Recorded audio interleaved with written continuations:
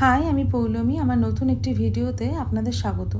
চলে এসেছি ইতিহাসের টুকরো গল্প নিয়ে। আপনারা জানেন কি, এই ব্যস্ত শহর কলকাতা, এই প্রাণের শহর কলকাতা, তার বুকে কোথায় লুকিয়ে আছে এক টুকরো গভীর নিস্তব্ধতা? আজ তাহলে শোনাবো আপনাদের সেই গল্পই। শহর কলকাতার মধ্যেই আছে এমন এক অন্ত্যেষ্টিস্থল, যেখানে দাহ বা কবর হয় না, বরং খোলা আকাশের নিচে রেখে আসা হয় মৃতদেহকে। পরবর্তীতে চিল শকুন সেটা খুঁটে খায়। সমস্ত জাতি ধর্ম নির্বিশেষে এ শহরে মানুষ বসবাস করে।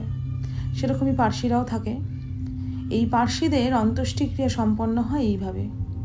আর যে স্থাপত্যের ছাদে রেখে আসা হয় মৃতদেহগুলিকে, সেই টাওয়ারটির নাম টাওয়ার অফ সাইলেন্ট। কলকাতার বেলেঘাটায় প্রায় 200 বছর আগে 1828 কিংবা 29 সাল নাগাদ উদ্বোধন হয় এই টাওয়ারটি। এই টাওয়ারের পার্সি ভাষায় নাম তাখমা। কলকাতায় টাওয়ার খাতায় কলমে ভারতবর্ষের প্রাচীনতম দাখমা।